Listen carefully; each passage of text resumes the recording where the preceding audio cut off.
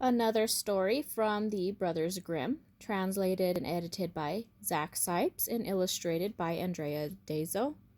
This is the complete first edition. Today we are on story 4, Good Bowling and Card Playing. Make sure you follow along. Every other paragraph I will point to where we're at just in case you lose your spot.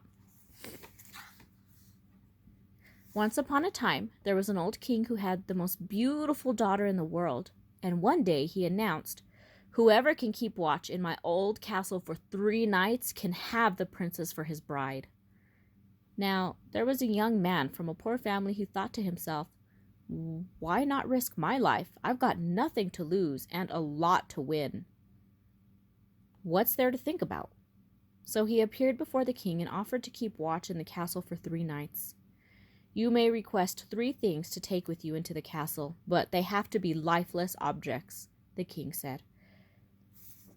"Well, I'd like to take a carpenter's bench with a knife, a lathe, and fire." All of these things were carried into the castle for him, and when it turned dark, he himself went inside.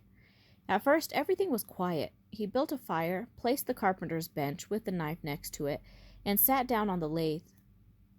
Toward midnight, however, a rumbling could be heard. First softly, and then more loudly. Biff, baff, hee hee, holla ho. It became more dreadful, and then it was somewhat quiet. Finally, a leg came down the chimney and stood right before him. "Hey there," a young man cried out. "How about some more? 1 is too little." The noise began once again. Another leg fell down the chimney, and then another and another, until there were 9. "That's enough now. I've got enough for bowling, but there are no balls. Out with them." There was a tremendous uproar, and 2 skulls fell down the chimney.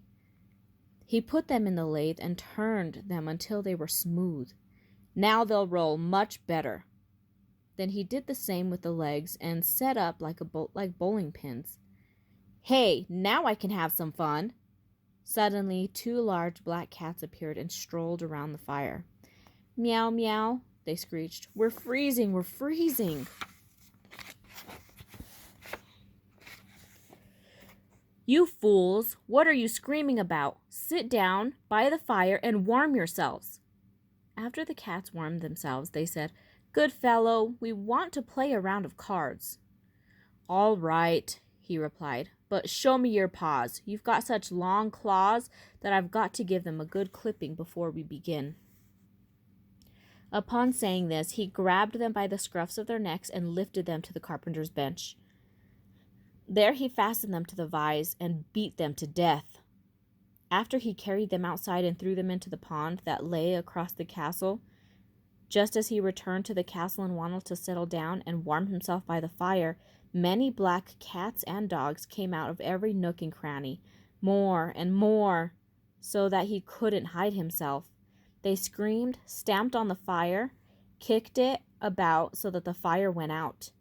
So he grabbed his carving knife and yelled, "Get out of here, you riffraff!" And he began swinging the knife. Most of the cats and dogs ran away. The others were killed, and he carried them out and threw them into the pond. Then he went back inside to the fire and blew sparks so that the fire began again and he could warm himself. After he had warmed himself, he was tired and lay down on a large bed that stood in a corner. Just as he wanted to fall asleep, the bed began to stir and raced around the entire castle. "That's fine with me, just keep it up." So the bed drove around as though 6 horses were pulling it, stairs and landings. Bing, bang! It turned upside down from top to bottom as he was beneath it, so he flung the blankets and pillows into the air and jumped off. "Anyone who wants a ride can have one." Then he lay down next to the fire until dawn. In the morning the king arrived, and when he saw the young man lying asleep, he thought he was dead, and said, "What a shame." But when the young man heard these words, he awoke, and as soon as he saw the king, he stood up. Then the king asked him how things had gone during the night.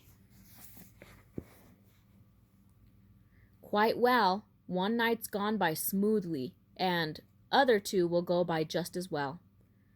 Indeed, the other nights were just like the first, but he already knew what to do. And so on the fourth day, he was rewarded with the king's beautiful daughter.